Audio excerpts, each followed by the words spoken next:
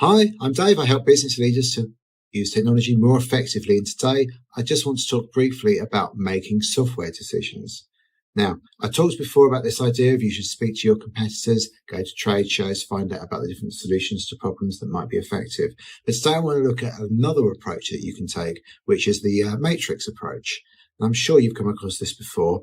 What you do is you make a list of the possible applications that you could possibly buy, and then you list off your criteria. The problem is that often people miss off key criteria and they end up judging things on the wrong thing, or they go with emotions. So what we want to do is we want to identify whether things are critical for the purchase, desirable, or non-essential. First thing I would ask with any piece of software I'm buying is it cloud-based? So was it written in the last 20 years, basically? Does it have an API? Those might not be the two most obvious questions that you ask, but they are the most important for a cloud-based application. Because if they don't have an API, how are you going to integrate it with the rest of your systems? You're going to have to pay somebody to transfer data between the two, or pay for them to develop some bespoke application for you. And the second thing of is it cloud-based? There's a lot of products that do cloud washing. What that means is they've got their application they've been selling for the last 20, 30 years, and they just make it accessible on a web page. That's not a cloud-based application. That's not how it works. When it comes to bespoke software, it gets very expensive very quickly. My advice for small businesses is don't go there. My advice for medium-sized businesses is try and avoid going there, and you need to really have somebody who's a technology expert to make sure that you've got the requirements right. Best is off the shelf. When it comes to picking the right tool, you want the tool that does more things than the other things.